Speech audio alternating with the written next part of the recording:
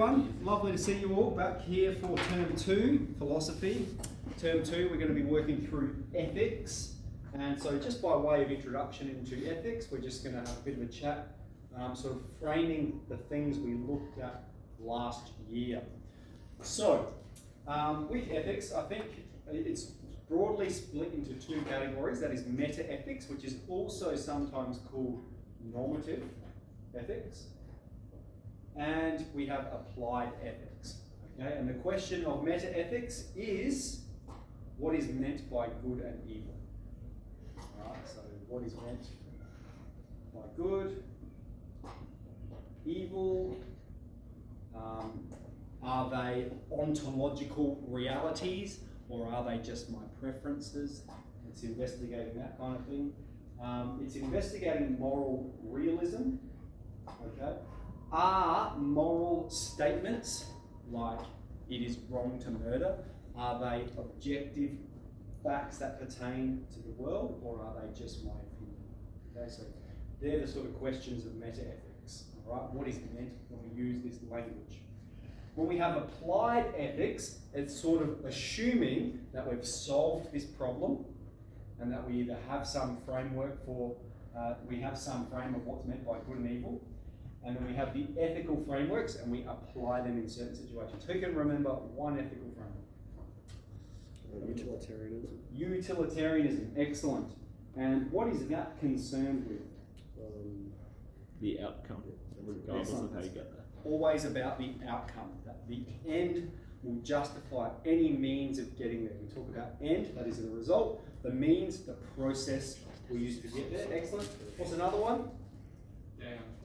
Deontology. Who do we attribute deontology to? Maybe you can't remember. No. And so deontology is rules-based, isn't it? It's about the act itself, regardless of the outcome. So we have these opposites, don't we? We have outcome-driven, action-driven, and then the last one we looked at was virtue ethics, which are about the character of a person and developing a good character and then acting just as a good person would act. So we have these frameworks, and they sort of assume what they're saying is there is a right thing to do, and utilitarianism says the right thing to do is generate the most pleasure, the most happiness in the end. Deontology says the right thing to do is to follow these rules of acting. And virtue ethics says the right thing to do is make yourself a virtuous person and act as a virtuous person. And then within that framework of applied ethics, we look at all of the ethical issues. Okay? And we will introduce some new exciting ones to you this year, but we will also look at some of the others that we did last year in a bit more depth too. Now, ethics, okay, I want to say ethics is necessarily based on metaphysics. All right? That it is your metaphysics, that is your understanding of the world, that informs your ethics. So if we have meta-ethics is, what is meant by good and bad. Applied ethics is, how should I act? How should I act? What should I do? And so in many ways, this is a metaphysical question. Okay? It's a question about the nature of reality. And then this is generally what we mean when once we've solved that, how are we going to act? What is it I should do? All right? How should I navigate the world? That's the question of ethics. And so if I say ethics is based on metaphysics, all right, who would like to guess what I might mean by it? Ethics is based on metaphysics.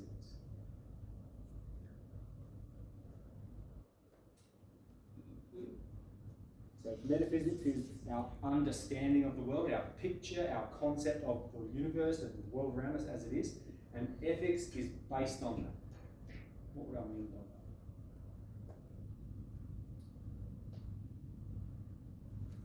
So we've got these two questions here. We've got how should I act, and metaphysics is what is there, what is reality, what is there that exists. That's the question of ontology, metaphysics. What is there? How should I act? What's more fundamental to these two questions? Okay? Definitely. Why? Why is this more fundamental?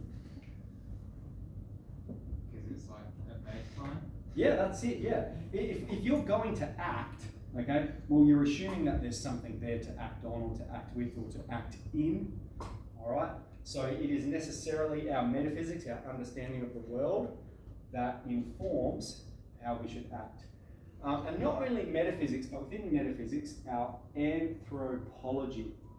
And this means our understanding of man. And I mean man inclusively there, to mean men and women, and others, men and women.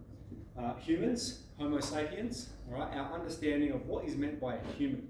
So, is a human being a bag of skin in which thousands of chemical reactions are taking place every second?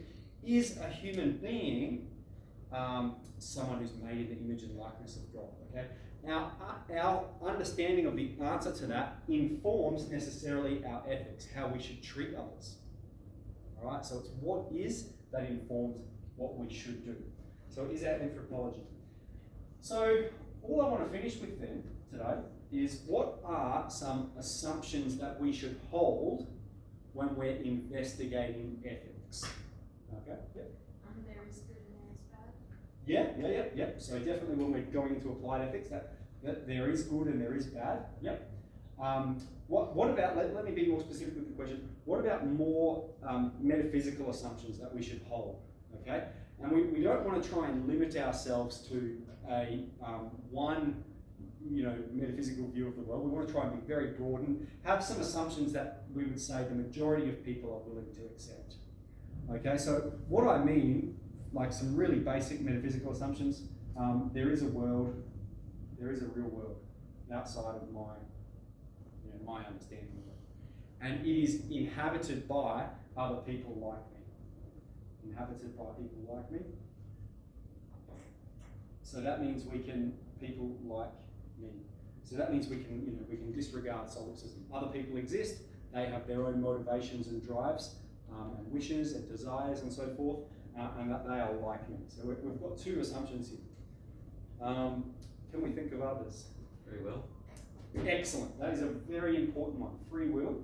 And we are going to assume free will when we talk about ethics here, because otherwise you just get bogged down in determinism all the time and say, oh, well, who knows, maybe people can't act freely anyway. We assume people can act freely. So yeah, that's a good assumption to make when we're talking about ethics. We assume that people have the capacity to act freely. Yeah. Any others? Any other important ones? I think definitely we want to be ambivalent about God and ambivalent about a solution to this, because some ethical frameworks, like a real simple one, will maintain no such thing, no such ontological reality as good or evil, and so, just do whatever you want to do, whatever you feel like doing. That's a simple solution to ethics, isn't it? And it's a simple understanding of metaphysics that informs a simple understanding of ethics. I think that's a pretty good list. Any others? Excellent. So that's a good introduction to ethics, a good sort of recap on some things that we've talked about: utilitarianism, deontology, virtue ethics. So, next lesson, we're going to get into this, and we're going to look at some really strong arguments for and against meta-ethics, a bit more than we did last year. Cool. So I've emailed draft feedback to most of you. That's submitted.